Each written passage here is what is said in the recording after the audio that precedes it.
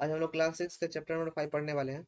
Chapter का नाम है राज्य, राजा और एक प्राचीन गणराज्य। इस चैप्टर में जो हमारा बेसिक है कि पहले राज्य कैसे बना, राजा का बनने का प्रोसेस क्या था। आरंभ में जो राजा थे वो अलग तरीके से बना करते थे और बाद में जो है समय बीतने के साथ जो है राजा का बनने की प्रक्रिया अलग हो गया, तो इसकी चर्चा करेंगे। और प्राचीन गणराज्य जो थे, सबसे प्राचीन में जैसा कि माना जाता है कि वज्जी, तो वज्जी गणराज्य की प्रथा कैसी थी, इन सभी चीजों के बारे में हम लोग यहाँ पे पढ़ने वाले हैं। तो ये चैप्टर जो है हमारा वर्तमान चैप्टर, चैप्टर नंबर 5, राजा, सॉरी, राज्य, राजा और प्राचीन गणराज्य। इस चैप्टर में हम लोग लगभग 3000 साल पहले जो उत्तर वैदिक काल के अंत और महाजनपद काल के शुरुआत तक के बीच के टाइम को पढ़ने वाले हैं। यानी कि उत्तर वैदिक काल, यानी कि वैदिक काल जो है, उत्तर वैदिक काल समाप्त हो रहा था और महाजनपद काल शुरू हो रहा था। उस बीच के टाइम पीरियड में जो घटनाएं हुई उसका संक्षिप्त विवरण हम लोग इस चैप्टर में पढ़ेंगे कि क्या था उस समय। तो वो जो टाइम पीरियड था, इस वैदिक काल, उत्तर वैदिक काल के बाद और महाजनपद काल के पहले का टाइम पीरियड, इसमें भारतीय उपमहाद्वीप में हो रहे राजनीतिक और सामाजिक आर्थिक बदलावों पे जो चर्चा की गई है, उसी चर्चा को हम लोग आज देखने वाले हैं। ठीक है। तो पहले जो मेन बात है हमारा, शासक बनने की प्रक्रिया। तो पहले क्या होता था ऋग्वैदिक काल में, जैसा कि आपको पिछला चैप्टर में भी हम बताए हैं। ऋग्वैदिक काल में क्या होता था, राजा जो हुआ करते थे जनता से टैक्स नहीं लिया करते थे। और राजा कहा जाए तो उस समय कबीला हुआ करता था, पहले राज्य थोड़ी हुआ करता था, छोटे छोटे कबीला हुआ करते थे। और कबीला के सरदार को राजा कहा जाता था। और सरदार जो है लोगों की, मतलब अपने ही लोगों की क्या करते थे, वोटिंग से बनते थे, कि जो लोग उसको चाहते थे जिसे सरदार बनाना, वो सरदार बनता था, वोटिंग के माध्यम से बनता था। लेकिन बाद में वैदिक काल के बाद ये सरदार यानी कि राजा बनने की प्रक्रिया बदल गई। अब शुरुआत में जो था पहले वाले वैदिक काल में, राजा का चुनाव संभवतः जन अर्थात लोगों द्वारा किया जाता था। ठीक है। वह कई, मतलब उसके पास जो था, पहले बात की राजा लोगों द्वारा चुने जाते थे वैदिक काल के समय। ऋग वैदिक काल के समय लोगों द्वारा राजा चुने जाते थे। और राजा के पास कोई सेना नहीं होता था, उनके पास कोई महल नहीं होता था, आम जनता की तरह वो भी रहा करते थे। कबीले, क्योंकि उस समय जो था मेनली कबीला हुआ करता था, तो कबीला में रहा करते थे, जिसके कारण उनके पास कोई सेना होती थी, ना महल हुआ करते थे। हाँ, अगर कभी दूसरे कबीले वाले अर्थात कहा जाए तो उस समय दूसरे राज्य से अगर लड़ाई होती थी, तो उसी कबीले के लोग जो है उनके साथ सैनिक की तरह काम किया करते थे। ये प्रारंभ की बात है। लेकिन समय बदला, अभी से लगभग 30,000, मतलब 3000 साल पहले। तो कुछ लोग जो थे बड़े बड़े यज्ञ करने लगे, क्योंकि ऋग्वैदिक काल से यज्ञों की शुरुआत हो चुकी थी। तब लोग जो थे यज्ञ करने लगे। यज्ञ, बड़े बड़े यज्ञ का आयोजन करते थे, अपनी शक्ति का प्रदर्शन करते थे और अपने आप को राजा घोषित करने लगे। तो पहले जो था राजा के चुनाव कौन करते थे, उन्हीं की कबीले के लोग अर्थात उन्हीं के राज्य के लोग किया करते थे। लेकिन बाद में राजा को चुनने का प्रथा जो है किस पे आधारित हो गया, तो बाद में राजा को चुनने की प्रक्रिया, राजा खुद को जो थोड़ा सा धनवान हुआ करता था या कहा जाए तो शक्तिशाली हुआ करता था, अपने आप एक यज्ञ करता था खुद से, यज्ञ करके अपने आप को राजा घोषित कर लेता था। तो इस प्रकार जो है राजा बनने की प्रक्रिया बाद में बदल गई। तो पहले कुछ और था, अब देख पा रहे हैं कि राजा बनने की प्रक्रिया क्या हो गई है, बदल गई है। अब इसी दौरान जो यज्ञ हुआ करते थे, जिसमें सबसे फेमस यज्ञ है अश्वमेध यज्ञ। अब इसमें क्या होता था, इस प्रक्रिया को हम लोग टोटल समझते हैं। तो यह जो है राजा बनने की प्रक्रिया का एक सबसे महत्वपूर्ण अनुष्ठान था, कहा जाए तो सबसे महत्वपूर्ण यज्ञ था। इस प्रक्रिया में क्या होता था, एक घोड़े को राजा के लोग जो है, इस तरह समझिए ना कि एक यज्ञ हुआ, यज्ञ में घोड़ा की मतलब पूजा वूजा होती थी, उस पर कई विधियां होता था। और इसके बाद वहां घोड़ा को स्वतंत्र छोड़ दिया जाता था। और उस राज्य के जो लोग हुआ करते, यानी कि राजा जो हुआ करते थे, उस घोड़ा की रखवाली के लिए घोड़ा के पीछे पीछे अपनी सेना भेजते थे, कुछ सेना की टुकड़ी।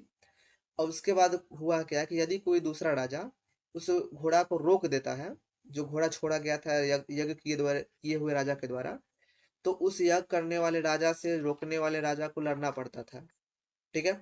यदि घोड़ा को जाने दिया जाता, तो इसका अर्थ होता था कि जिस राज्य से होकर वो घोड़ा गुजरा, वो राज्य जो है उस यज्ञ करने वाले राजा के अधीन हो गया। और जो नहीं अधीन होना चाहता था वो रोक देता था घोड़ा को, और उस राज्य के राजा से युद्ध होता था। उसके बाद उस युद्ध में जो विजयी हुआ, कहा जाए तो वो जो गुलाम, मतलब जो हार गया वो उसका गुलाम हो जाता था विजयी का। ये कुछ प्रथा चल रही थी। मतलब ये अश्वमेध यज्ञ के यही मतलब कुछ प्रति था, परिणाम हुआ करता था। अब इसकी बाद की बात करें अनुष्ठान में, तो घोड़े के सफल लौटने पर यह भव्य यज्ञ होता था। जब घोड़ा सफल लौटा जाता था तो विजेता राजा को बहुत शक्तिशाली माना जाता था, क्योंकि उसे कोई रोका नहीं है अभी तक, और रोक दिया अगर फिर जीत गया, अब जीत के वापस आ गया, अगर हार गया तो तक कोई समस्या ही नहीं है, यज्ञ असफल माना जाता था। लेकिन जीत गया, या तो घोड़ा को कोई रोका नहीं तब भी घोड़ा वापस आ गया, तभी विजयी हो गया, और उसका इसका मतलब जिस राज्य से होकर वो घोड़ा गुजरा वो उसके अधीन हो गए। अगर जो राज्य रोक दिया और उससे अगर ये राजा जीत गया, अपना घोड़ा वापस ले लिया, तब भी ये विजयी होता था, तभी यज्ञ सफल माना जाता था। ये कुछ इसका विधि था। यज्ञ में अन्य सभी आमंत्रित राजा उसके लिए उपहार लाते थे, जो यज्ञ करने वाले राजा के लिए। राजा का स्थान उस समय सर्वोच्च होता था, उसे राज सिंहासन या बाघ की खाल के एक विशेष आसन पे बिठाया जाता था, यानी कहा जाता सम्मान दिया जाता था उसको। इसमें आगे होता क्या था, पुरोहित यानी कहा जाता पंडित लोग पवित्र जल के छिड़काव के साथ अनुष्ठान संपन्न कराते थे, और राज्य के सगे संबंधी जो भी होते थे, राजा के सगे संबंधी, विशेषकर उसकी रानियां, उसके पुत्र भी, और छोटे छोटे अनुष्ठान किया करते थे। विष या वैश्य कहा जाए जिसको आम लोग कहा जाता था, वो भी उपहार लाते थे राजा के लिए, क्योंकि उसी राज्य के लोग हुआ करते थे ना। शूद्रों को पुरोहित द्वारा अनुष्ठानों में शामिल नहीं किया जाता था। तो वैश्य जो है, व्यापारी लोगों को वैश्य बोला गया, ध्यान रखिएगा। वैश्य जो व्यापार करते थे, किसान जो थे, उन्हें वैश्य कहा गया है। तो राजा ने यज्ञ किया, तो यज्ञ कराने वाले पंडित थे, तब पंडित अपने आप को पुरोहित कहा करते थे, राजा तो यज्ञ कर ही रहा है। तो पंडित जो थे किसी को उपहार नहीं देते थे, जैसा कि बताया गया है कि पंडित लोग जो है दूसरे से दान में कुछ उपहार लेते थे, वो लोग उपहार देते नहीं थे, या फिर कहा जाए तो दान में कुछ प्राप्त करते थे। और राजा यज्ञ कर रहा है तो राजा देता था। अब बचते हैं हमारे पास केवल और केवल दो जातियां, मतलब दो वर्ग, वर्ण, एक था शूद्र और दूसरा था विश्व, जिसे वैश्य कहा जाता था आम लोग।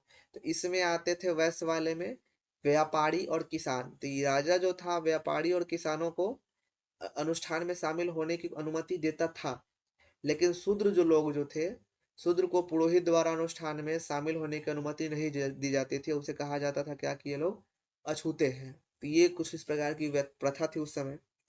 तो यहीं से उस समय जो था चार वर्ण बटे थे, तो उसी को हम लोग बोला गया वर्ण व्यवस्था। तो मुख्यतः वर्ण व्यवस्था में चार वर्ण हुए। इस समय समाज में पुरोहितों द्वारा स्पष्ट सामाजिक विभाजन किया गया। पुरोहित जो थे, पंडित लोग जो थे, अपने आप को सबसे उच्च मानते थे, ध्यान रखिएगा, इसका एक लेवल है। सबसे ऊपर ब्राह्मण हुआ करते थे, जिसे पुरोहित कहा गया। उसके बाद क्षत्रिय हुआ करते थे, उसके बाद विश्य या वैश्य हुआ करते थे, लास्ट में हमारे सबसे शूद्र हुआ करते थे। तो ब्राह्मण अपने आप को सबसे ऊपर मानते थे, और ये इनका काम था दान प्राप्त करना, ठीक है। सबसे ऊपर लेवल के माने जाते थे, कहा जाए तो सर्व अपने आप को सबसे सर्वोच्च स्थान में रखते थे। क्षत्रिय जो थे, लोगों की रक्षा करते थे, इनका लेवल ब्राह्मण से नीचे हुआ करता था। विश्व जो है, या वैश्य जिसको बोलते हैं, तो ये व्यापार और किसान हुआ करते थे, जो व्यापार करते थे, कृषि करते थे। शूद्र जो है, ये जो है अनुष्ठान करने का इनको अधिकार नहीं था, इनको तो वेद पाठ करने का भी अधिकार नहीं था। बाद में जो कुछ पुराण आए हैं, पुराणों को पढ़ने का थोड़ा बहुत इनको अनुमति मिली थी, लेकिन इनके पास ज्यादा इसका भी अधिकार नहीं था। तो पूरे व्यवस्था को समझे, तो इस समय समाज में पुरोहितों द्वारा स्पष्ट सामाजिक विभाजन किया गया, जिसे वर्ण व्यवस्था कहा गया। तो ये वर्ण व्यवस्था के विभाजित करता कौन थे, ध्यान रखिएगा, ये थे पुरोहित, ठीक है। यह वह विभाजन है जो जन्म के आधार पर किया गया था, कर्म के आधार पर नहीं, ध्यान रखिएगा। ये जो वर्ण का विभाजन है पुरोहितों द्वारा किया गया है, जन्म के आधार पे, कर्म के आधार पे नहीं, यानी काम को प्राथमिकता नहीं दी गई थी, उसके जन्म स्थान को, उसके जाति को प्राथमिकता दी गई थी। तो इसको चार वर्ण बना है ब्राह्मण। तो ब्राह्मण का काम जो था, इनका काम वेदों का अध्ययन, अध्यापन और यज्ञ करना था। मतलब ब्राह्मण क्या करते थे, वेदों का अध्ययन करते थे, वेदों को पढ़ाया करते थे और यज्ञ किया करते थे, और इन्हें पूरे वर्ण व्यवस्था में इनको सबसे ऊपर रखा गया था। क्षत्रिय जो थे, इनका काम शासन करना था, युद्ध करना था और लोगों की रक्षा करना। तो ये पूरे सिस्टम में दूसरे नंबर पे आते थे वर्ण व्यवस्था में। तीसरा है वैश्य। इनमें कृषक और पशुपालक और व्यापारी आया करते थे, जो कि इनका लेवल थर्ड लेवल पे था। चौथा है हमारा शूद्र। इनका काम जो था, ऊपर के तीनों का तीनों वर्ण जो है, ब्राह्मण, क्षत्रिय और विश्व, जिसको वैश्य बोल रहे हैं, इन सभी के सेवा करना था, ठीक है। इन सभी का सेवा करने का काम किसका था, शूद्र का था। इन्हें कोई अनुष्ठान करने का अधिकार नहीं था, यानी कि ये लोग पूजा पाठ मंदिरों में नहीं जा सकते, यज्ञ नहीं कर सकते, इन्हें अछूत माना जाता था, ठीक है। तो किसको अछूत माना जाता था, शूद्र को। और अछूत की बात करें तो कुछ लोग जैसे थे शिल्पकार, शिकारी, भोजन संग्राहक, शवों को दफनाने वाले, जलाने वाले को इस व्यवस्था से बाहर रखकर अछूत माना जाता था। तो अछूत मानने में कौन-कौन आते थे? शिल्पकार आते थे, शिकारी आते थे, भोजन संग्राहक आते थे, दफनाने वाले जो लोग आते हैं, शवों को जलाने वाले, इन सबों को अछूत माना जाता था। और इनके संपर्क में आने वाले को अपवित्र माना जाता था कि उसको टच करोगे तो अपवित्र हो जाओगे। इसलिए इनसे लोग जो है दूरी बनाए रखते थे। व्यवस्था की आलोचना की बात करें तो कई लोगों ने जन्म के आधार पर इस वर्ण व्यवस्था को नहीं माना, स्वीकार नहीं किया। कुछ राजा स्वयं को पुरोहित से श्रेष्ठ मानने लगे थे। कुछ का मानना था कि कर्म के आधार पर योग्यता तय होनी चाहिए, जन्म के आधार पे नहीं। तो बहुत लोगों का अलग अलग मत था इस पे। कुछ राजा अपने आप को ब्राह्मण से आगे समझते थे, तो ब्राह्मण का कहना था कि ब्राह्मण जो है सबसे आगे होता है, राजा उससे हमेशा पीछे हो सकता है। तो कई तरह के विवादें हुआ करती थी उस समय। तो ये जो था पूरा विवादित काल भी कहा जा सकता है।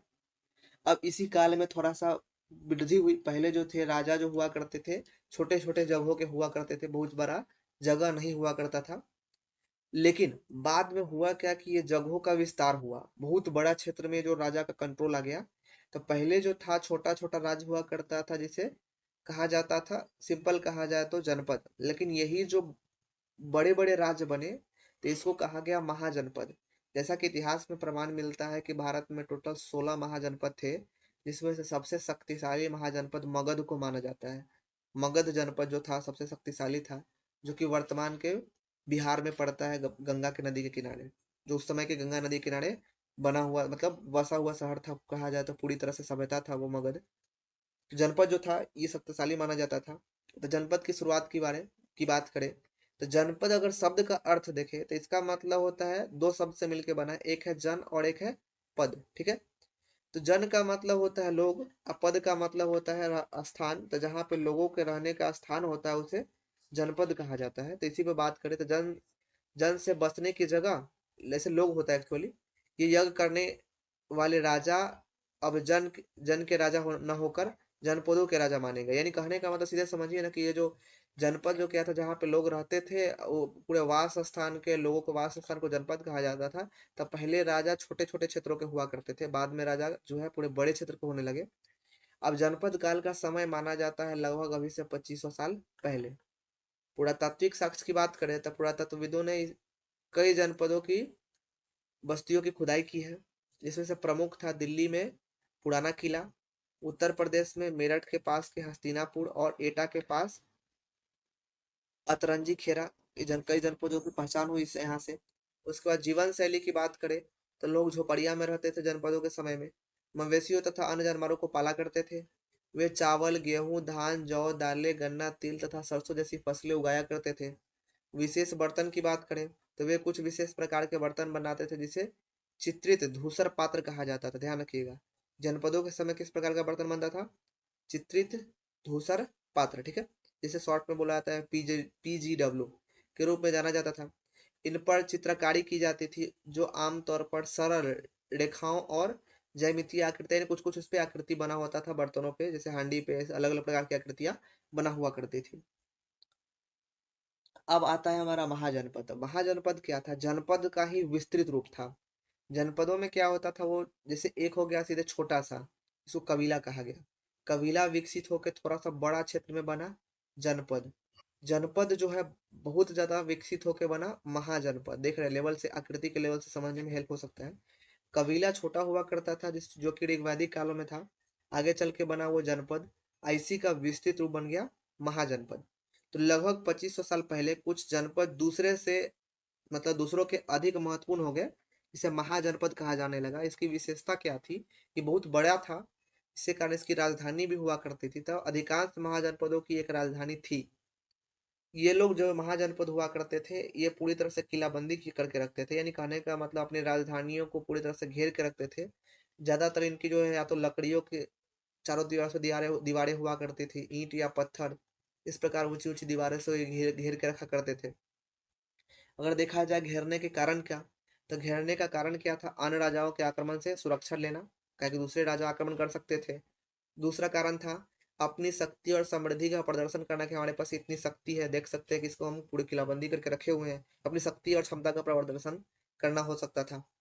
और शहर और लोगों पर नियंत्रण रखना आसान हो गया, कि शहर और लोगों को एक निश्चित क्षेत्र से जाने की अनुमति होती थी, जिससे लोगों को भागने से बचाया जा सकता, यानी कि रोका जा सकता था।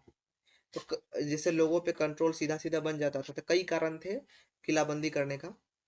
अब बात करें, अब जैसे कि पहले बात किए हैं कि ऋग्वैदिक काल के समय लोगों के पास अस्थाई सेना राजाओं के पास नहीं हुआ करते थे। जब भी सेना की बात आती तब से कबीले के लोग उसमें शामिल हो जाते थे। लेकिन महाजनपद काल में अब राजा के पास एक अस्थाई सेना हुआ करता था, हजारों की संख्या में अपने पास सेना रखते थे, ठीक है। इनको नियमित जो है वेतन और सिक्के भी दिया करते थे, यानी कि सिपाहियों को नियमित वेतन दिया जाता था। भुगतान संभवतः आहत यानी कि कहा जाए तो सिक्कों में किया जाता था, आहत सिक्कों में। आहत सिक्कों जो है एक नाम है, ठीक है, पुरातात्विक सिक्कों के नाम है आहत सिक्का, ठीक है, रूप में किया था। ये सिक्के धातु की चादर को काटकर या धातु के चपटे गोलों से बनाया जाता था। तो ये जो हुआ करते थे, ध्यान, ऋग्वैदिक काल में कोई सेना नहीं था। जनपद काल में कुछ सेना के प्रमाण मिले भी हैं, लेकिन मेनली जो है राजाओं के पास जो मुख्य रूप से एक विशेष सेना जो है महाजनपद काल में देखा गया है। और इस समय जो था राजा जो है सेना अपना एक अलग टीम सेना को बना करते थे, जिसका काम केवल लड़ाई करने के लिए होता था। तो ये लड़ाई के लिए सेना रखते थे, तो सेना को वेतन भी दिया करते थे। लेकिन ऋग्वैदिक काल में ऐसा कुछ भी नहीं देखने को मिला है। वो लोग जो है सेना खुद के कबीले के लोग हुआ करते थे, उनको राजा के पास ना अस्थाई सेना था और ना राजा उसे वेतन दिया करता था। अब बात करें, उसमें टैक्स सिस्टम भी था महाजनपद काल में, क्योंकि इतने बड़े राज्य को चलाने के लिए सेना रखे हुए, सेना को खर्च करने के लिए, किलाबंदियां करने के लिए, पूरा सिस्टम देखने के लिए टैक्स लेना जरूरी था। तो उसे टैक्स सिस्टम था जिसको कर प्रणाली बोलते हैं। तब महाजनपदों के राजाओं को विशाल किले बनवाने और बड़ी सेना रखने के लिए प्रचुर संसाधनों की आवश्यकता थी। संसाधन तो चाहिए थे, और संसाधन तभी उपलब्ध हो सकते हैं जब कहीं से न कहीं से धन आए। तो धन प्राप्ति के लिए लोग आम जनता से टैक्स वसूला करते थे। तो टैक्स क्या क्या क्या हो सकते थे? तो फसलों पर टैक्स, यानी कि ये सबसे इम्पोर्टेंट था। उपज का यानी कि 1/6वां हिस्सा 6 केजी में 1 केजी राजा को देना पड़ता था, ठीक है, जिसे भाग कहा जाता था। ध्यान रखिए, फसलों पे जो टैक्स होता था क्या कहा जाता था उसे? भाग। इसमें कितना देना होता था? तो 1/6वां हिस्सा। तो ये मुख्यतः किसानों पर था। जो लोग किसान नहीं हुआ करते थे उनसे टैक्स, क्योंकि किसान नहीं होते तो फसल उत्पादन करते नहीं थे, उनको उनसे टैक्स लेने का तरीका अलग था। तो किसानों पे भाग लिया जाता था, यानी कि 1/6 हिस्सा। जो कारीगरों जो होते थे, कारीगर लोग, तो उन्हें श्रम कर के रूप में, जैसे महीने में एक दिन राजा के लिए काम करना होता था, तो श्रमिक लोग जो हुआ करते थे, कारीगर लोग जो हुआ करते थे, राजा के जो जहाँ पे काम हुआ करता था, दरबारी काम, वहां पे जाके एक दिन के लिए काम करते थे। तो उन लोगों का टैक्स जो था, एक महीने में एक दिन काम करना था, तो उसको टैक्स ऐसे चुकाना होता था। पशुपालकों पर कर जो है जानवरों या उनके उत्पादों के रूप में देना पड़ता था। या तो आप कई बहुत सारा जानवर, उसमें से कोई एक जानवर राजा को दे दीजिए, या जानवर से निकलने वाले उत्पाद जैसे दूध, दही, घी में से कुछ भी देना पड़ सकता है, मांस देना पड़ सकता है, अगर कोई मांस वाला जीव है तो। हो सकता है जानवरों के खाल देने हो सकते हैं, अगर कोई खाल उपलब्ध होता है तो कई तरह से उनको टैक्स देना पड़ता था। व्यापारियों पर जो कर था, तो व्यापारी जो है, अभी हम लोग कह सकते हैं जो अभी जो हमारा व्यापारी कर लगता है, वो उसी तरह उस समय व्यापारियों को सामान खरीदने और बेचने पर भी कर देना पड़ता था। जो व्यापारी कर कहलाता था वो राजाओं को मिलता था। और आखेटक और संग्राहक पर भी कर था। तो उन्हें जंगल से प्राप्त वस्तुएं राजा को देनी पड़ती थी, जैसे कि लकड़ी हो गया, जलावन के सामान हो गए, जैसे कि वो कीमती सामान जो हो गए ना, फल, कंद मूल, ये सब के रूप में राजा को टैक्स देना पड़ता था। मतलब ये अखेटक लोगों को, ठीक है, कभी कभी चमड़े, जानवरों के चमड़े के रूप में देना पड़ता था टैक्स। अब बात करें कृषि में परिवर्तन की, तो इस युग में कृषि के क्षेत्र में दो बड़े परिवर्तन हुए। पहला परिवर्तन क्या था? तो लोहे के का जो क्या फाल का उपयोग हुआ। तो इस समय जो थे लोग, जो थे महाजनपद काल में लोहे का इस्तेमाल करना सीख चुके थे। तो पहले जो हल जो हुआ करता था लकड़ी का होता था, लेकिन इस समय जो है हल किसका बन चुका था? लोहे का। यानी कि हल में लकड़ी के फाल की जगह पर लोहे के फाल बनाए गए, जिससे कठोर जमीन को जोतना आसान हो गया और फसल की उपज पहले से बढ़ गई। अब देखो, पहले लकड़ी का फार मतलब हर जोतने वाला फार हुआ करता था, जिससे कारण मिट्टी ज्यादा खुद नहीं पाती थी ज्यादा गहराई तक, जिससे फसलों का उत्पादन कम होता था। अब लोहे के फाल हो गए जिससे जो आसानी से टूटता नहीं था। अब मिट्टी गहराई तक खोदा जाता था, जिससे फसल के उत्पादन में वृद्धि हो गई। दूसरा है धान का रोपण। तो लोगों ने बीज छिड़ककर धान उगाने के बजाय धान के पौधों को रोपना शुरू किया। जैसे पहले लोग जैसे गेहूं की तरफ बीज छिड़क देते थे, जिससे धानों की उपज कम होती थी। लेकिन बाद में जो है अभी वर्तमान प्रणाली जो है, इसी इसी पद्धति पर लोग धान रोपते थे। पहले बीज अलग छिटते थे और उसको उखाड़ उखाड़ के, जैसे भी धान रोपा जाता है खेतों में, उस प्रकार खेतों में धान रोपा करते थे लाइन से, जिससे धान की उपज में वृद्धि हो गई। फिर उन्हें खेतों में रोपा जाता था। इससे पैदावार क्या हो गई, बढ़ बढ़ गई। हालांकि यह काम बहुत श्रमिक वाला होता था, बहुत मेहनत वाला काम था। यह काम अधिकतर दास दासी या भूमिहीन खेतीहर मजदूर द्वारा करवाया जाता था, राजा द्वारा या फिर बड़े किसानों द्वारा उस समय। ठीक है, तो ये था उस समय। बात करें सूक्ष्म निरीक्षण या मगध के बारे में, क्योंकि मगध सबसे शक्तिशाली महाजनपद हुआ करता था। तो लगभग अभी से 200 वर्ष भीतर के भीतर जो है, लगभग 200 वर्ष के भीतर मगध सबसे महत्वपूर्ण जनपद बन गया। अब जो जनपद महाजनपद जो काल था, उस टाइम पे जो 200 साल के अंदर ही महाजनपद काल, मतलब क्या है, महाजनपद और मगध जो है सबसे शक्तिशाली बन गया। पता है मगध का शक्तिशाली बनने का रीजन था कि मगध जो था एक लोहा के खान और कई प्राकृतिक संसाधनों से मौजूद क्षेत्र में था, जिसके कारण मगध आसानी से शक्तिशाली क्षेत्र में परिवर्तित हो गया। अब इसके भौगोलिक लाभ क्या हुए, तो मगध के आसपास नदियां थी, यानी कि गंगा और सोन जैसी नदियां मगध से होकर बहती थी, जो यातायात के लिए जल वितरण और जमीन को उपजाऊ बनाने में सहायता करती थी। तब मगध को पहली प्राकृतिक संसाधन के रूप में नदियां मिल चुकी थी। दूसरा, मगध का एक हिस्सा जंगलों से भरा हुआ था। यहाँ से सेना के लिए हाथी तथा घर और रथ बनाने के लिए लकड़ियां मिल जाती थी। तो ये भी मगध की शक्ति का एक कारण था। तीसरा, मगध की शक्ति का कारण क्या था, इस क्षेत्र में लौह अयस्क की खदानें थी, जिससे मजबूत औजार और हथियार बनाया जा सकता था या बनाया जाता भी था।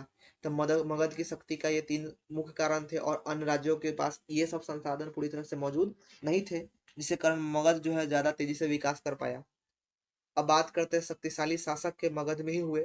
तो मगध के प्रारंभिक शासकों में बिंबिसार जो थे और अजात शत्रु बहुत शक्तिशाली शासक थे। उन्होंने अन्य जनपदों को जीतने में हर संभव साधन अपनाए। अब जो बिंबिसार जो थे, अब बिंबिसार के पुत्र अजात शत्रु जो थे, अन्य जो छोटे छोटे जनपद थे उससे ये लोग जीत चुके थे और जीतते भी थे, जिसके कारण इनका जो जनपद था मगध, ये बहुत शक्तिशाली हो गया। मगध के पास पहले से प्राकृतिक सुविधाएं थी ही, प्राकृतिक संसाधन मिला ही था, और बाद में ये लोग छोटे छोटे क्या किए, जनपदों को जीते हैं, जिसके कारण क्या हो, इनका जो है मतलब मगध का और भी ज्यादा विस्तार हुआ।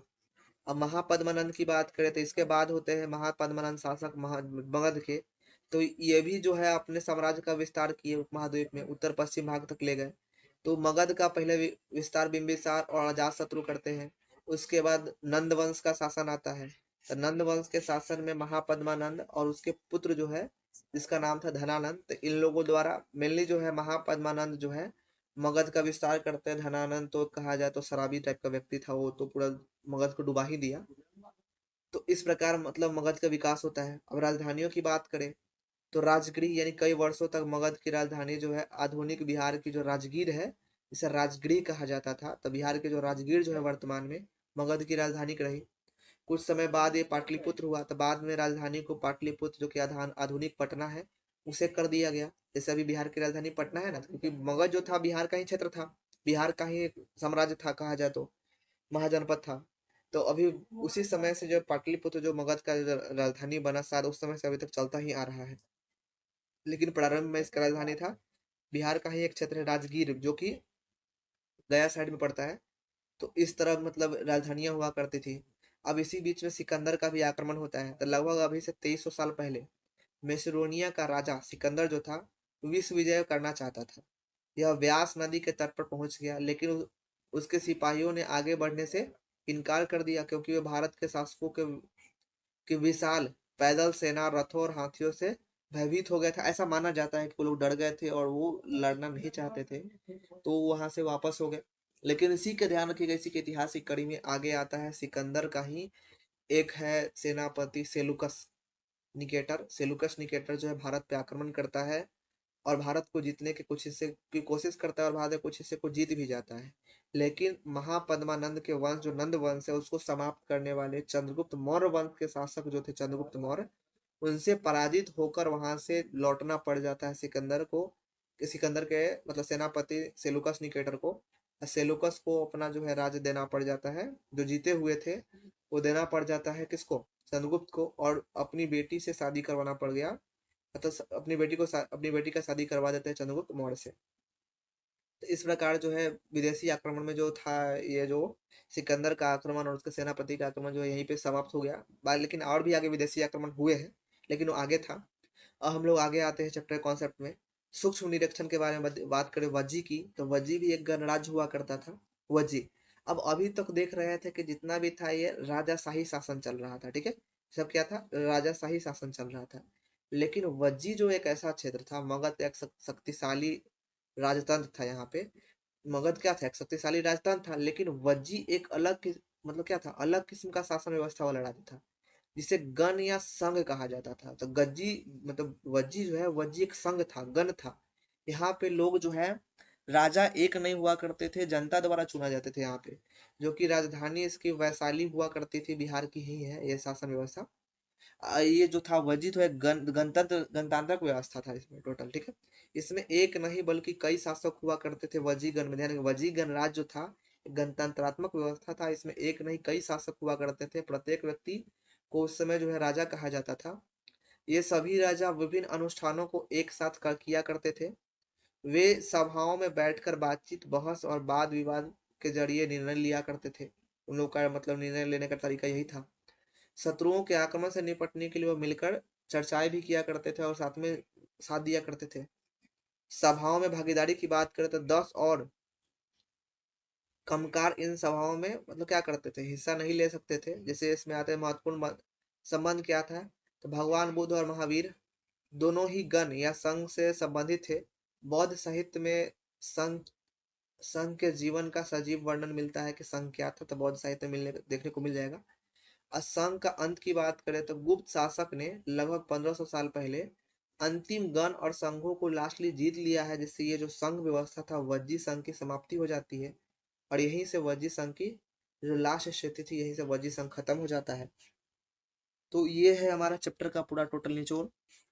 चैप्टर में यही हमारा कॉन्सेप्ट था। अब इस चैप्टर पर आधारित आपको नीचे ऑब्जेक्टिव क्वेश्चन मिलेंगे, जो कि आपको हमारे टेलीग्राम चैनल पे आपको देखने को मिलेगा। वहाँ से आप पीडीएफ को डाउनलोड कर सकते हैं, वहाँ से आप इन सभी चीज़ों को आप पढ़ सकते हैं और यहाँ से देख क्वेश्चन को टैकल कर सकते हैं, ये क्वेश्चन किस प्रकार के आते हैं, और हर एक क्वेश्चन का आपको नीचे एक्सप्लेनेशन मिल जाएगा।